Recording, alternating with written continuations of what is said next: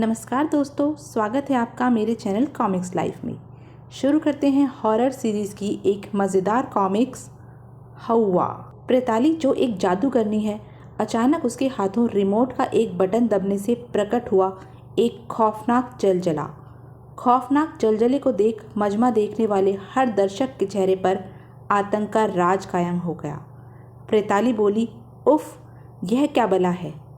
और वह एक अजीब सा जीव प्रकट होकर लोगों की जान का दुश्मन बन गया और वहाँ अफरा तफरी मच गई।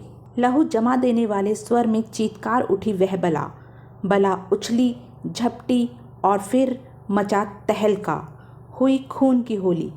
उसके हलक से निकलने वाली भयंकर आवाज़ें किसी के भी होश उड़ा देने के लिए काफ़ी थी। मुर्दा गला फाड़कर रो पड़े, ऐसा मातमी अंदाज था उस बला का। रोंगटे खड़े कर देने वाला दर्दनाक दृश्य था वह। खूनी पंजा पानी की तरह पी रहा था इंसानी लहू। वह शैतान जो खाते वक्त इंसान को चबाने की ज़रूरत महसूस नहीं करता। मुर्दा जो रो भी रहा था और चिल्ला भी रहा था उस खूनी पंजे की गिरफ्त में। अपनी सांसों से खींच रहा था अपने शिकार को। और वह खोपड़ी वाला चमगादड़, सबके सब मौत, तबाही, प्रलय और कहर के साथी थे जो एक ही माला में पिरो दिए गए थे। लोग अपनी जान बचाते हुए भाग रहे थे और कह रहे थे, मारो उसे, वही है वह जादूगरनी जिसने इस शैतान को प्रकट किया है। मारो उस चुड़ैल को। एक आदमी बोला, अरे मैं तो कहता हूँ छोड़ो उस चुड़ैल को और उस राक्षस से अपनी जान बचाओ। अगले क्षण कार रौंदती चली गई सड़क की छाती को और हौवा से लड़ने आ गया एक जाबाज। बोला, तूने बहुत खून की होली खेल ली हौवा, अब खेलूंगा मैं खून की होली, वो भी तेरे खून के साथ। लोगों के लिए दहशत का एक ही नाम था, हौवा। प्रेताली बोली, टक्कू गाड़ी स्टार्ट करो जल्दी, वरना ये लोग मुझे छोड़ेंगे नहीं। दिमाग की एक एक नस तन गई थी प्रेताली की और न जाने किस भावावेश में उसने रिमोट का हरा बटन दबा दिया। बटन के दबते ही हौवा यूं गायब हुआ जैसे गधे के सिर से सींग। इंस्पेक्टर नंबूरी बोला, गायब हो गया शैतान हौवा। इंस्पेक्टर नंबूरी संपूर्ण शक्ति से जीप की तरफ लपका और बोला, मुझे जल्दी ही पहुंचना है अब वहां। तीव्र झटका लेकर जीप बन गई तूफान। जूम। उधर प्रेताली की कार के ब्रेक कान फोड़ स्वर में रो पड़े। भूत के समान ही प्रकट हुई थी दूसरी कार उनके सामने। लाख कोशिशों के बावजूद भी दोनों कारों के माथे टकरा गए। धाड़। विद्युत गति से खुले दोनों कारों के दरवाजे एक साथ ही दो कदमों ने धरती को चूमा। पल भर में लगा कि शेर के सामने खड़ी हो गई शेरनी। नज़रों ही नज़रों में तोला एक ने दूसरे को। अचानक करंट का सा झटका लगा दोनों को और वह आदमी और कोई नहीं, वह था बेबी का प्रेत अंकल जैकब। प्रेत अंकल के बारे में जानने के लिए देखें हॉरर सीरीज़ की प्रेत अंकल, लिंक डिस्क्रिप्शन बॉक्स में दिया गया है। जैकब सोचने लगा, यह कोई साधारण लड़की नहीं है। प्रेताली ने भी सोचा, यह कोई साधारण आदमी नहीं है। पर जैसे सन्नाटे को न तोड़ने की दोनों ने कसम खा रखी थी। एक भी शब्द उगले बिना वापस बढ़े उनके कदम। शायद दोनों को ही जल्दी थी। बिल्डिंग थी सेंट जेवियर स्कूल। जैकब बोला, जल्दी जाओ, प्रार्थना की घंटी बज चुकी है। बेबी ने कहा, प्रेत अंकल शाम को मुझे लेने ज़रूर आना। जंगल में आज भी अनाथ बच्चे सी वीरान खड़ी थी वह सुनसान हवेली, प्रोफेसर तहलका की हवेली, भूतिया हवेली, जहाँ जन्म दिया था कभी प्रोफेसर तहलका ने रिमोट से नियंत्रित शैतान को। विस्तार से जानने के लिए पढ़ें तहलका। बाहर से बर्बाद दिख रही वह हवेली अंदर से आबाद थी। वहाँ मौजूद थे 4 लोग। वो चारों मजमा दिखाकर लोगों की जेब काटते थे। उनमें से एक बोला, प्रेताली बताओ ना, वह हौवा तुमने प्रकट कैसे किया। प्रेताली बोली, मैंने नहीं, इस रिमोट ने पैदा किया था वह हौवा। रिमोट देख उछल पड़े टक्कू, कांचा और ठेंगा। रिमोट, यह कहाँ से आया तुम्हारे पास, कहाँ से मिला। प्रेताली बोली, मिला नहीं, दिया था जब मैं खेल दिखा रही थी। साहिबान देखिए, छड़ी के इन टुकड़ों को मैं अंदर डाल रही हूँ। जब मैं इन्हें उठाऊंगी तो जुड़ जाएंगे ये छड़ी के टुकड़े और तुम जेबें काटने में व्यस्त थे। अब देख लीजिए साहिबान, टुकड़ों ने आपस में जुड़ के छड़ी का रूप ले लिया है।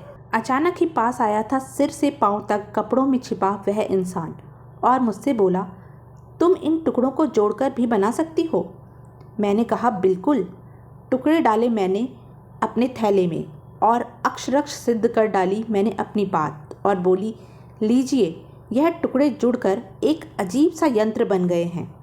अनजाने में ही दब गया था मुझसे रिमोट का बटन और जाने कहाँ से एकाएक पैदा हो गया वह तूफान और फिर अफरा तफरी ऐसी मची कि उस आदमी को मैं दोबारा न देख सकी। इसी पल भड़ाक से खुला दरवाज़ा और खून सूख गया सबका। एक आवाज़ आई, मैं था वह रहस्यमयी इंसान। सब एक साथ चिल्लाए, इंस्पेक्टर नंबूरी।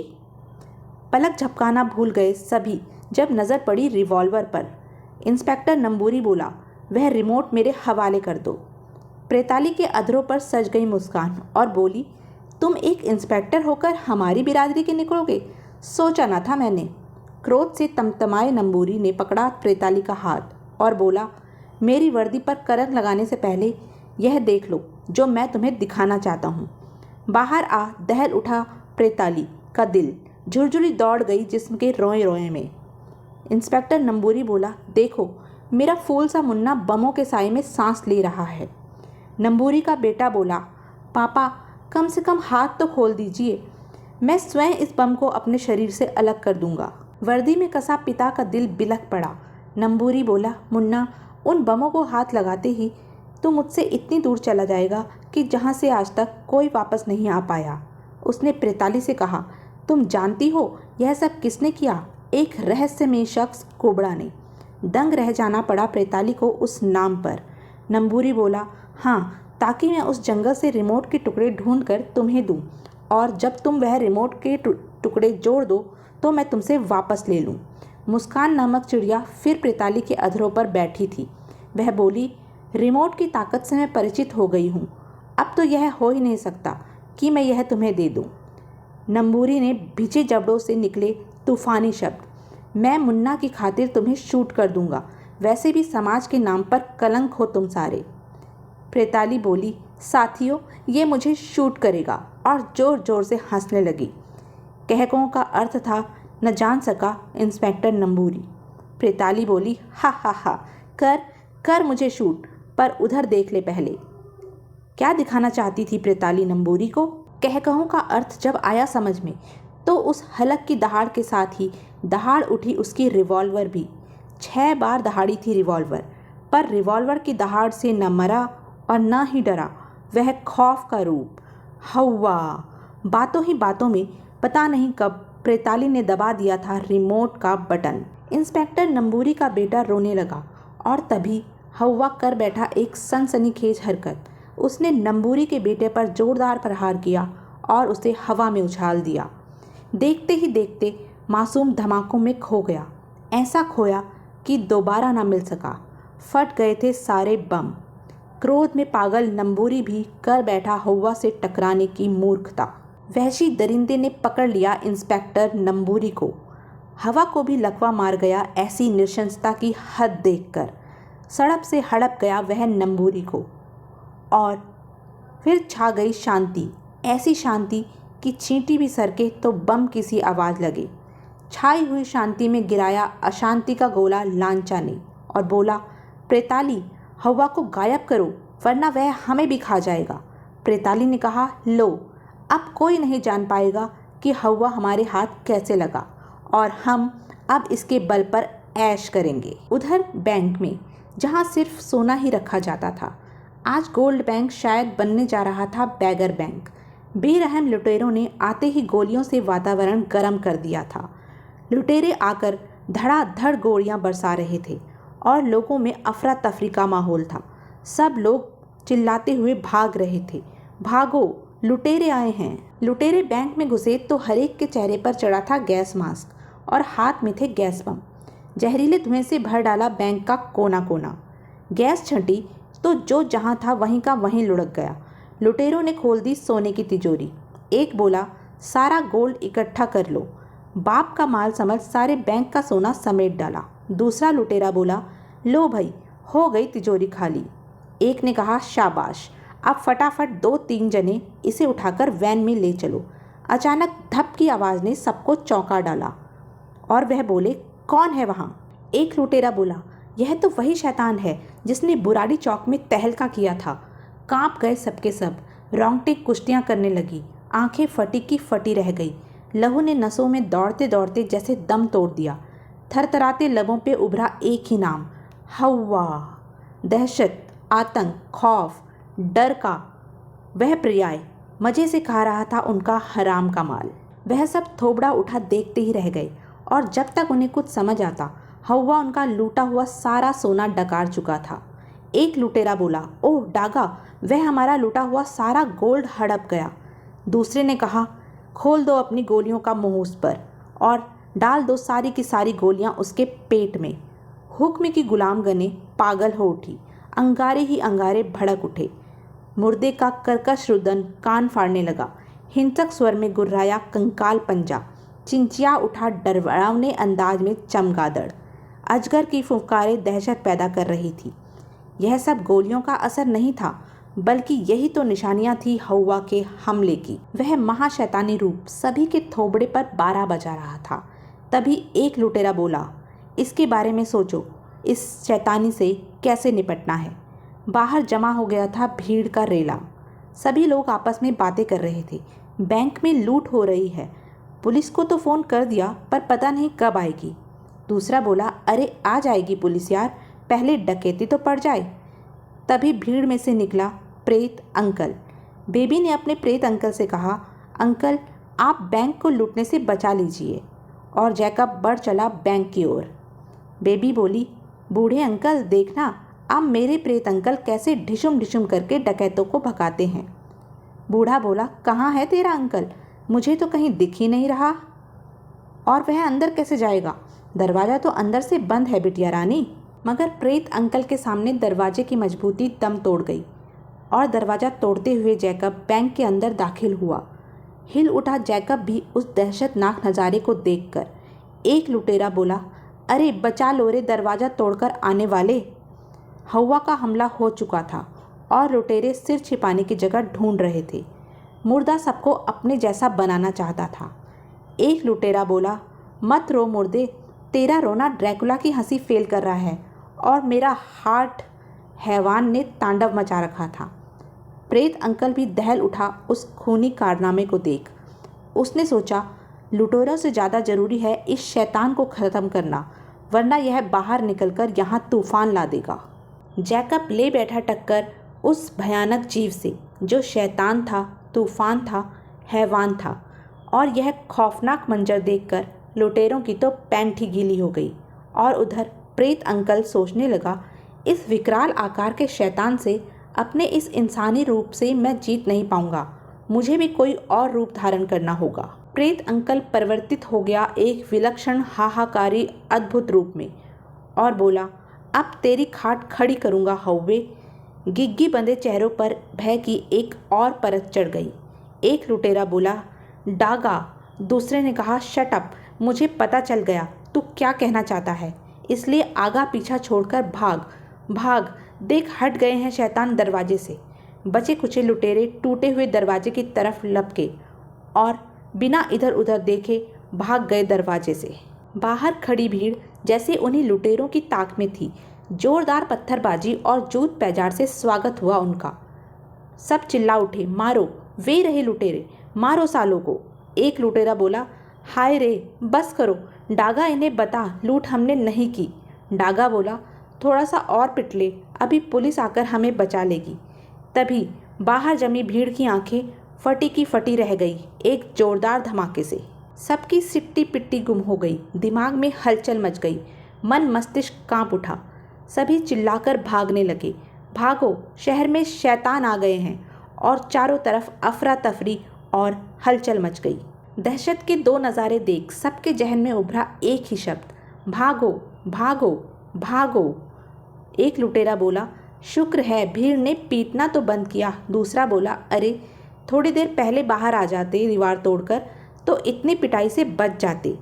लुटेरों को छोड़ सबको अपनी अपनी जान की फिक्र सताने लगी थी। उधर बाहर तालियां पीट पीट कर खुश हो रही थी बेबी और कह रही थी, अरे भागो मत, देखना अब मेरे प्रेत अंकल कैसे उस हवा की हवा निकालेंगे। बेबी के शब्दों ने ध्यान खींचा उन लुटेरों का। एक बोला, डागा, वह लड़की उस शैतान को अपना अंकल कह रही है। दूसरा बोला, तो झपट लो उस लड़की को, मुंह बंद करके ले चलो, बाद में हम उसे देख लेंगे। 1 मिनट भी मुश्किल से न बीता होगा, डागा ले आया लड़की को और उसे अपनी वैन में बिठा लिया और वैन फर्राटे भरने लगी। जबकि इधर एक कार के पास प्रेताली ने सोचा, उफ, यह दूसरा शैतान कहाँ से आ गया। हवा को गायब करके चलना ही पड़ेगा, वरना यह जंग तो लगता है कभी ख़त्म नहीं होगी। और प्रेताली के बटन दबाते ही हवा गायब हो गया। जैकब ने सोचा, यह अचानक कहाँ गायब हो गया। तभी जैकब विकराल से साधारण रूप में आ गया और बेबी को ढूंढने लगा। उसने सोचा, बेबी कहाँ गई, भीड़ के साथ तो नहीं चली गई। उधर हमेशा शांत रहने वाले ईरी के दिमाग में मची थी हलचल। वह बोला, टकला, गंजू, कभी भी जैकब ने बेबी को स्कूल से लाने में इतनी देरी नहीं की, जाकर पता करके आओ कि देर कैसे हो गई। थोड़ी देर में दोनों गुफा से निकल गए। टकला बोला, यार गंजू, यह ईरी हमें कभी चैन से चिल्म के 2 सुट्टे लगाने नहीं देता। गंजू बोला, जिंदा था तो मेरा बाप मुझे चिलम नहीं पीने देता था। बस एक बार उसने थप्पड़ मारा था क्रोध में, मैं कुएं में कूद गया, सोचा था प्रेत बनकर खूब चिलम पीऊँगा, पर यहाँ ईरी भी मेरे बाप का अवतार निकला। टकला बोला, अरे मैं तो पूरा समय किया था, जब जिंदा था लाख मना किया मेरे बापू ने कि स्मैक मौत का दूसरा नाम है, पर नहीं माना मैं और मर गया। आखिर अब अकल आई, अब स्मैक को हाथ नहीं लगाता। हाँ, तेरे साथ चिलम जरूर पी लेता हूँ कभी कभी। तभी जैकब आ चुका था ईरी के पास और दोनों ही एक दूसरे को चौंक कर देख रहे थे। ईरी बोला, बेबी कहाँ है। जैकब ने कहा, क्या वह यहाँ नहीं आई। ईरी ने कहा, क्या मतलब। और मतलब के जवाब में सारी घटना बयान कर दी प्रेत अंकल ने। ईरी के माथे पर बल पड़ गए। वह बोला, जैकब, ढूंढो बेबी को, मैं टकला और गंजू को भी भेज चुका हूँ तुम्हारी खोज में। ढूंढो उस मासूम को जैकब। प्रेत अंकल भी घिर गया घोर परेशानी में।